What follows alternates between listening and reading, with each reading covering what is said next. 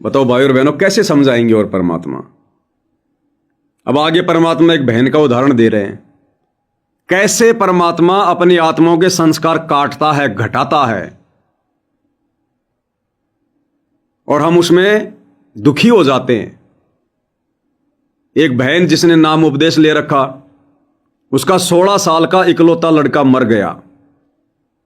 बहन ने बड़ा दुख जताया, बड़ी रोई, बड़ी धोई, और फिर आगे चलकर गुरुदेव उसके पड़ोसी का उदाहरण दे रहे हैं। ये सत्संग सुनिए, आपको समझ में आएगी कैसे परमात्मा ने उस बहन के 16 साल के लड़के को मौत की नींद सुलाकर उस बहन का संस्कार टाला।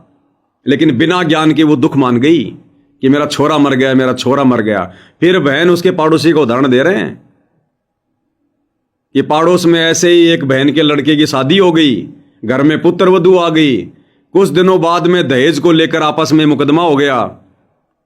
वो फांसी खा के मर गई, जहर खा के मर गई, और लड़का फिर जेल में सड़ रहा है। ऐसी घटना उस बहन के साथ भी घटनी थी जिसका 16 साल का लड़का मर गया। अगर वो लड़का ना मरता, परमात्मा संस्कार ना घटाता, उस बहन के साथ में उस लड़के के मरने से भी ज्यादा दुख आता। लेकिन हम समझ नहीं पाते सतगुरु की प्रोसीजर को। क्या कह रहे हैं परमात्मा, ध्यान से सुनिए। हमारा तो जैसे एक माई का पुत्र मर गया 15-16 साल का, और भगत थी, टक्कर मारी, रोना पड़े है कि बस की बात है, पड़ा पोसा ले जाता का। फिर उसने वो सबर हुआ जैसे दूसरे जो बिना भगत थे उनके पड़ोस में, उनके लड़के की शादी होगी, और वह पत्नी थी बदचलन। उनको समझाने की चेष्टा करी कि तू ऐसा ना कर, लेकिन वह तो मानी नहीं, उसने वही फांसी खा ली। अब वह भी मर गई और वो बेटा भी जेल में। अब ये घटना भाई और बहनों उस भगतमती के साथ में घटनी थी जिसका 16 साल का लड़का मर गया था। उसने लड़के की शादी करनी थी, घर में बेटे की बहू आनी थी, और आगे चलकर किसी न किसी बात को लेकर उस लड़की ने आत्महत्या करनी थी, और वो मुकदमा मौत का उसके बेटे के ऊपर लगना था, और वो बेटा जेल में सड़ना था। उस बुढ़िया को आजीवन का दुख हो जाता, आजीवन का भक्ति भी छोड़ देती वो। तो परमात्मा ने पहले ही संस्कार को टाल दिया। लेकिन ये बात समझ में नहीं आती हमारे बिना ज्ञान के। फिर परमात्मा उसी के पाड़ोस का उदाहरण देकर बता रहे हैं कि पाड़ोस में फिर ऐसी घटना घटित हो गई। वो पुत्र वधू भी मर गई फांसी खा के, और लड़का भी फिर मुकदमे में जेल में सड़ा। तो परमात्मा हमारे संस्कार काटता है। ये कथा हमें शिक्षा देती है भाई और बहनों, यदि हमें ज्ञान समझ में आ गया, भक्ति समझ में आ गई, गुरु पर विश्वास हो गया, और यदि किसी कारण से आप और हमारे घरों में इस प्रकार की घटना घटित हो जाती है जो सामान्य तौर पर नहीं होनी चाहिए थी, तो हमने अपने गुरुदेव में दोष नहीं देखना बिल्कुल भी। परमात्मा ने हमारा कोई संस्कार काटा है, हमने सतगुरु की रजा में राजी रहना है। सतगुरु जो करेगा हमारे हित में करेगा, हमारे भले में करेगा। इतना फिर हमारे को संतोष भी होना चाहिए और विश्वास भी होना चाहिए। फिर से सुनो ध्यान से, क्या कह रहे हैं गुरुदेव भगवान। हमारा तो जैसे एक माई का पुत्र मर गया 15-16 साल का, और भगत थी, टक्कर मारी, रोना पड़े है कि बस की बात है, पड़ा पोसा ले जाता का। फिर उसने वो सबर हुआ जैसे दूसरे जो बिना भगत थे उनके पड़ोस में, उनके लड़के की शादी होगी, और वह पत्नी थी बदचलन। उनको समझाने की चेष्टा करी कि तू ऐसा ना कर, लेकिन वह तो मानी नहीं, उसने वही फांसी खा ली। अब वह भी मर गई और वो बेटा भी जेल में, और वो सारे जेल में। वो दहेज के कारण, एक बेटा था ऐसे ही, उसने बहू को प्रताड़ित किया दहेज लेने के लिए। गरीब घर की लड़की थी, उसने सुसाइड कर लिया। वैसे सुसाइड करना कोई विकल्प नहीं है। इसे गंदे आदमी को छोड़कर कुमारी रह ले, अपने घर पर बैठ ले। गुरुदेव क्या कहते हैं? वैसे सुसाइड करना, आत्महत्या करना कोई समझदारी नहीं है, कोई विकल्प नहीं है। इससे अच्छा तो ऐसे निकम्मे आदमी को छोड़कर अपने माता पिता के घर पे रह ले कुंवारी। अब बताओ भाई और बहनों, परमात्मा क्या कह रहे हैं? ऐसे निकम्मे आदमी को छोड़कर माता पिता के घर पे रह ले। अब बताओ, बुढ़ापा तो उसका भी आएगा, फिर उसको कौन संभालेगा? जिसने पति को छोड़ दिया, जिसके संतान नहीं, बुढ़ापा तो उसका भी आएगा ना, फिर उसको कौन संभालेगा? तो ऐसी आत्माओं को फिर परमात्मा संभालता है, सो कारण बना के। तो इसी प्रकार इस मोक्ष के प्राइम टाइम में यदि किसी का पति उसकी पत्नी को बकवादों से दूर नहीं होने देना चाहता है, या किसी की पत्नी अपने पति को दूर नहीं होने देना चाहती है, लाख कोशिश के बाद, संघर्ष के बावजूद भी, तो ऐसे भाई बहनों ने भी यही विकल्प अपनाना चाहिए अगर ज्ञान समझ में आ गया तो, बकवादों से मुक्ति प्राप्त करने के लिए। जब बिल्कुल अंत हो जाए कि अब इस घर में मेरी मर्यादा नहीं रह सकती, समय निकलता जा रहा है, फिर भाई और बहनों संघर्ष करना पड़ेगा। काल तो कभी नहीं छोड़ेगा, आजीवन नहीं छोड़ेगा। तुम्हारा पति तो अंत समय तक तुम्हारे को नहीं छोड़ेगा, तुम्हारी पत्नी तो अंत समय तक यही बकवाद करेगी। तो हमारा तो समय निकलता जा रहा है, फिर संघर्ष कौन से दिन करेंगे? तो ये तो समझदार को संकेत काफी है। आत्म कल्याण के लिए यदि कोई संघर्ष करेगा तो फिर परमात्मा उसका साथ देता है। तो गुरुदेव कह रहे हैं वैसे आत्महत्या करना कोई विकल्प नहीं है, ऐसे निकम्मे को छोड़ देना चाहिए। वो तो खाली दहेज के लिए उसको प्रताड़ित कर रहे थे या मारपिटाई कर रहा होगा, उसके लिए भी गुरुदेव कह रहे हैं ऐसे निकम्मे को छोड़ देना चाहिए जो दुखी कर रहा है, जबकि वो तो भक्ति भी नहीं कर रही और हम भक्ति कर रहे हैं, और फिर भी काल प्रेरणा से हमारा पति नहीं मानता, हमारी वो पत्नी नहीं मान रही है। लाख समझाने के बावजूद पहले हमने संघर्ष करना, पूरा समझाना है, संघर्ष करना है। जब बात बिल्कुल दी एंड पे आ जाए कि अब ये निकम्मा नहीं मानने वाला, उस समय फिर वही विकल्प है, या तो माता पिता के घर पे आ जाओ और परमानेंट छोड़ दो, फिर कति आउट, देखना मत कभी मुड़ के, या परमात्मा से फिर प्रार्थना करो, 100 रास्ते निकाल देगा भगवान, जिसको मोक्ष करवाना है। उसने बहू को प्रताड़ित किया दहेज लेने के लिए, गरीब घर की लड़की थी, उसने सुसाइड कर लिया। वैसे सुसाइड करना कोई विकल्प नहीं है। इसे गंदे आदमी को छोड़कर कुमारी रह ले, अपने घर पर बैठ गया। तो उस बेटे के कारण माँ बाप ने भी सजा हुई, बहनों तक भी जेड़ हुई। इसे बेटे ने के फूका, ईसा तो पहले मर जाता था, अच्छा था। लेकिन हम इस बात को मानने को तैयार नहीं है। ना मानने में तो क्या कर लोगे, काल तक आ गया, मारे जाओ टक्कर। तो कहने का भाव यह है कि इन विचारों से अपने मन को सेट रखो, परमात्मा जो करता है वो सही करता है। आगे क्या कह रहे हैं गुरुदेव भगवान, सत्संग सुनते हैं। जैसे आपको बताते रहते हैं, एक बार हजरत मूसा जी यहूदी धर्म के प्रवर्तक में, अब ये कथा ध्यान से सुनना भाई और बहनों, हजरत मूसा जी की ये कथा परमात्मा आप और हम भगत भाई बहनों को, कलयुग की बिचली पीढ़ी वालों को शिक्षा देने के लिए, समझाने के लिए सुना रहे हैं कि परमात्मा जो करता है अच्छा करता है।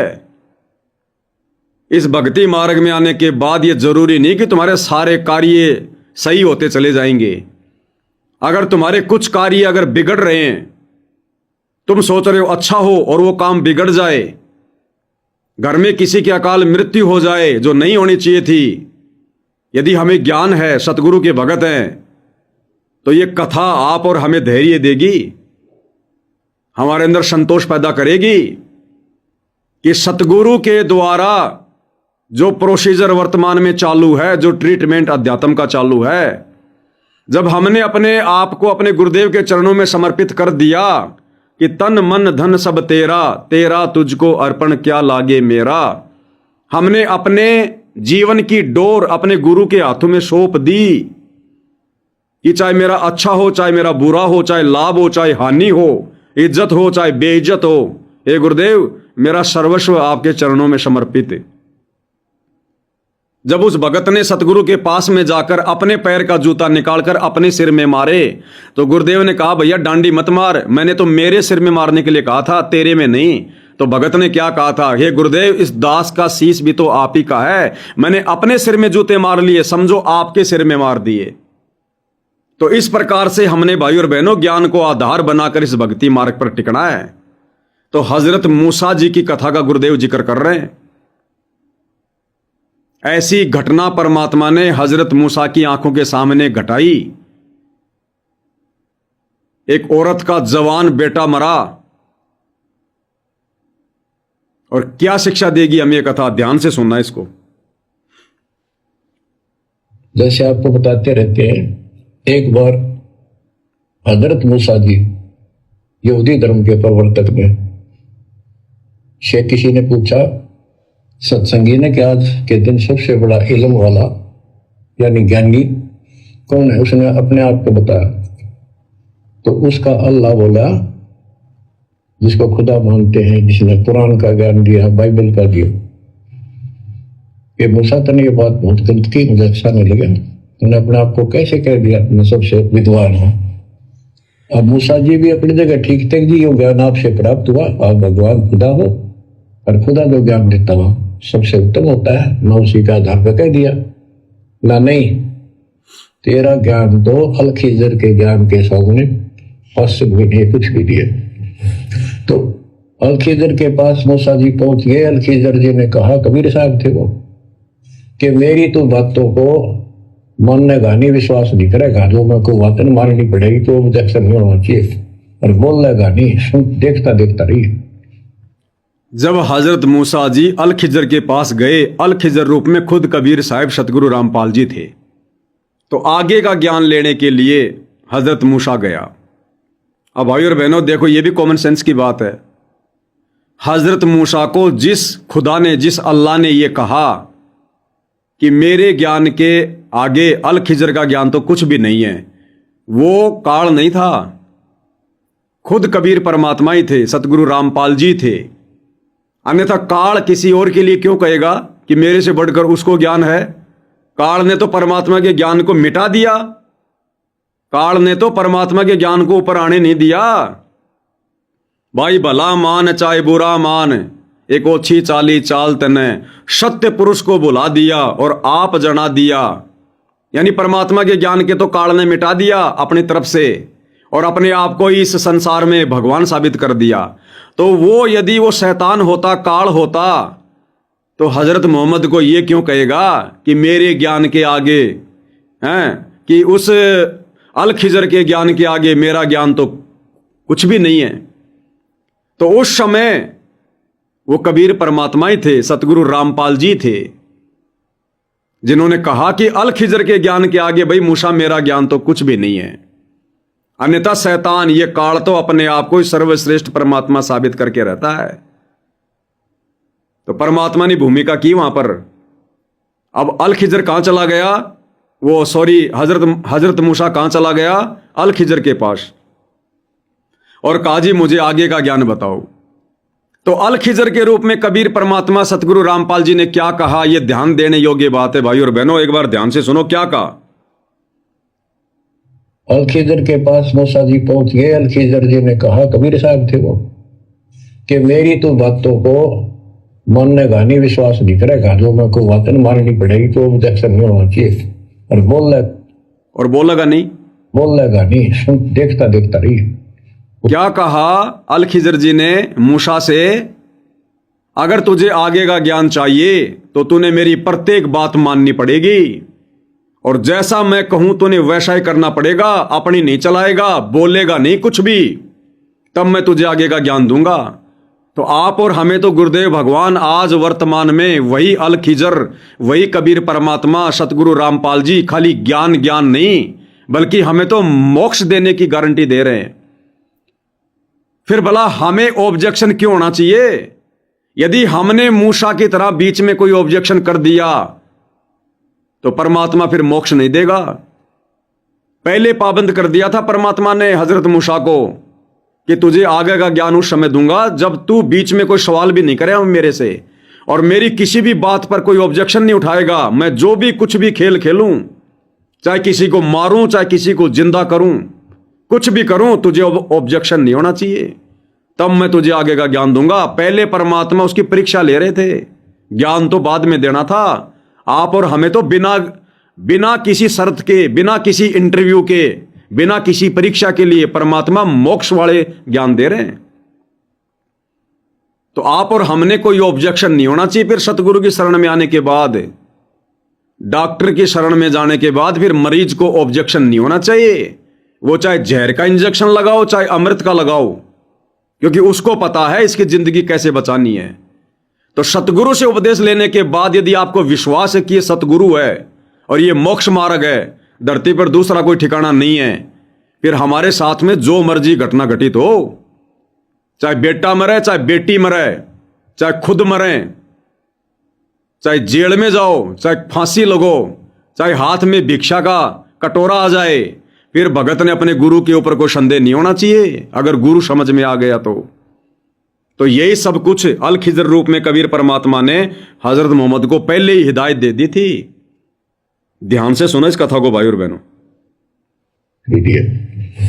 तो अल खिजर के पास मूसा जी पहुंच गए। अल खिजर जी ने कहा, कबीर साहब थे वो, कि मेरी तो बातों को मानने का नहीं, विश्वास नहीं करेगा, जो मैं को बातें माननी पड़ेगी तो ऑब्जेक्शन नहीं होना चाहिए, और बोलेगा नहीं, सुन देखता देखता रही।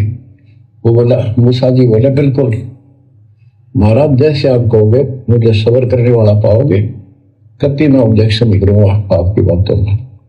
मूसा जी ने क्या कहा कि महाराज मुझे बिल्कुल सब्र करने वाला पाओगे आप, मैं कोई ऑब्जेक्शन नहीं करूंगा। लेकिन हर बात पर ऑब्जेक्शन करने लग गया।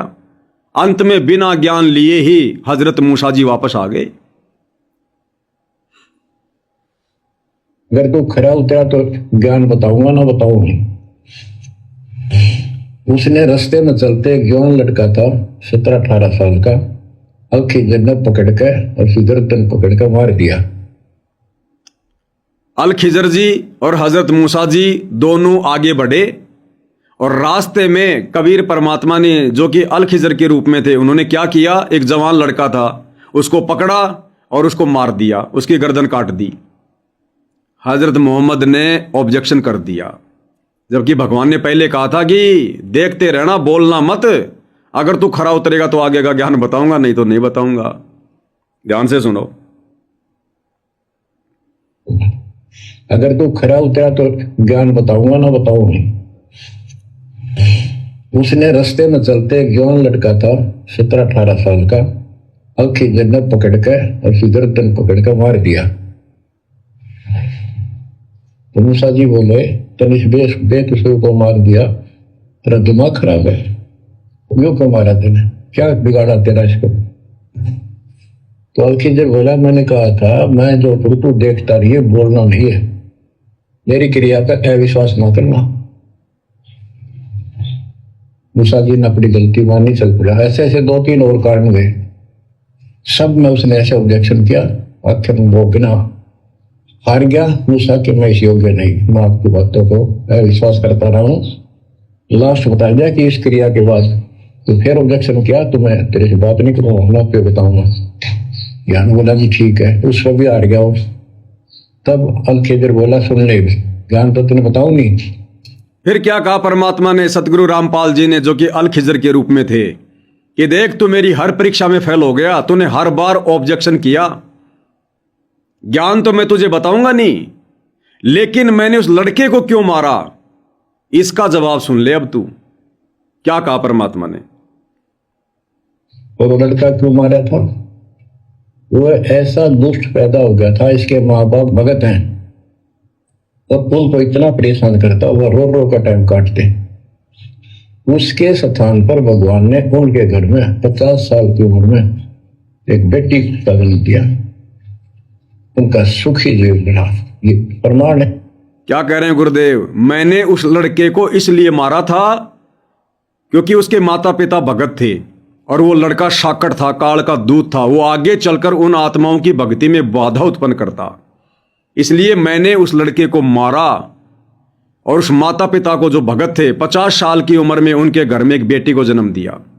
उनकी भक्ति सफल हुई।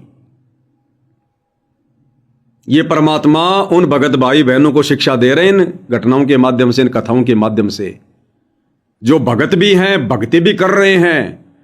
और यदि अचानक से उनके घर में, परिवार में छोटी मोटी कोई घटना घटित हो जाती है, कोई बेटा बेटी मर जाता है, कोई और कोई नुकसान हो जाता है, वो रोने धोने लग जाते हैं, सतगुरु में सौ दोष देखने लग जाते हैं। तो उन आत्माओं को समझाने के लिए परमात्मा कह रहे हैं कि नादानो, ये मैं क्यों कर रहा हूं? ये जो तुम्हें नुकसान लग रहा है वर्तमान में, ये तुम्हारा हित है, ये मैं तुम्हारे भले के लिए कर रहा हूं। तुम्हें भविष्य दिखाई नहीं दे रहा, मुझे दिखाई दे रहा है। तो भाई और बहनों, आप और हमारे लिए शिक्षा है। आगामी समय में यदि हमारे साथ ऐसी कोई घटना घटित हो जाती है, या किसी भाई बहन के साथ में ऐसी घटना घटित हो चुकी है किसी भी प्रकार की, और यदि उनके मन में जरा सा भी दोष है, तो गुरुदेव के चरणों में नाक रगड़ रगड़ के घर पर दरबार साहिब के सामने दंडोत करके समय याचना कर लेनी चाहिए कि हे परमात्मा, हम नादान 2 कौड़ी के तुच्छ प्राणी जीव, परमात्मा हम क्या समझे, हम क्या जाने, हे मालिक माफ करो, हमसे बहुत बड़ी गलती हुई है, जो हमने जाने अनजाने में आप में दोष देख लिया, या हमने भक्ति करना थोड़ा कर दिया, या कम कर दिया, या बंद कर दिया। और आगामी समय में इन कथाओं को सुनने के बाद यदि किसी के साथ घर में या व्यापार में, काम धंधे में, शरीर में अगर ऐसी ऊंच नीच हो जाती है, छोटी मोटी घटना घटित हो जाती है, तो उन भगत भाई बहनों ने इन कथाओं को याद रखना चाहिए। ये परमात्मा हमारे लिए कर रहे हैं, हमारे भले के लिए कर रहे हैं, हमारी भक्ति के लिए कर रहे हैं, हमारे मोक्ष के लिए कर रहे हैं, क्योंकि वे अंतर्यामी हैं, डॉक्टर हैं अध्यात्म के। मरीज को नहीं पता डॉक्टर ने कैसे इलाज करना है, क्या करना है। तो भाई और बहनों, आप और हमारे लिए ये संदेश हैं, विशेष संदेश हैं। ये एक एक कथा में, एक एक सेंटेंस में गहरा संकेत छुपा हुआ है गुरुदेव भगवान का। तो बताओ, हजरत मूसा जी ने ऑब्जेक्शन किया बारंबार, गुरुदेव ने आगे का ज्ञान नहीं दिया। तो आज यदि हम गुरुदेव भगवान के वचनों की अवहेलना करेंगे, उनके नियम तोड़ेंगे, अटपट करेंगे, आज हमारे लिए तो सतगुरुदेव भगवान के जो नियम है, जो मर्यादा है, वो सेम वही है जो मूसा जी के लिए थी। यानी परमात्मा ने कहा कि मैं जो भी कुछ करूं बीच में नहीं बोलेगा, ऑब्जेक्शन नहीं करेगा, बोलेगा भी नहीं। बोला जी ठीक है। तो आज भाई और बहनों, जो नियम गुरुदेव ने हमें दे दिए हैं नाम दीक्षा के समय, जो आज्ञा दे दी है, हमारे लिए वही बातें हैं जो मूसा जी के लिए थी। यदि हम नियम तोड़ेंगे, भंग करेंगे, परमात्मा फिर मोक्ष नहीं देगा, जैसे मूसा जी को आगे का ज्ञान नहीं दिया। तो हमने कुर्बान हो जाना, कुर्बान, आंखें बंद कर लेनी है।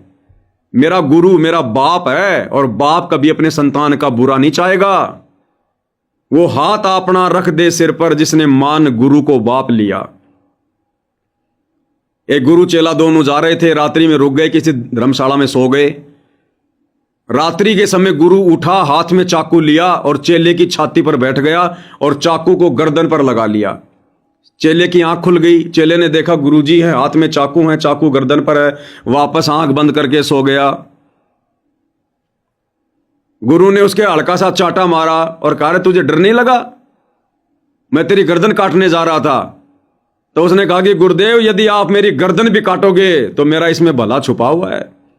आप यदि मेरी गर्दन भी काट रहे हो तो मेरे हित में काट रहे हो, मेरे भले के लिए काट रहे हो, मुझे ऑब्जेक्शन किस बात का। तो भाई और बहनों, इतना दृढ़ विश्वास जब तक हमें अपने पूज्य गुरुदेव भगवान पर नहीं होगा, हम कैसे मोक्ष प्राप्त करेंगे। तो हजरत मूसा को फिर आगे का ज्ञान नहीं दिया परमात्मा ने। के अंदर, बाइबल के अंदर, तो बच्चों ये सत्य मान लो, मालिक जो करे उसको सही मानो। ऊप चूप हो भी जाए तो भगवान से दूर ना हो जाएगा।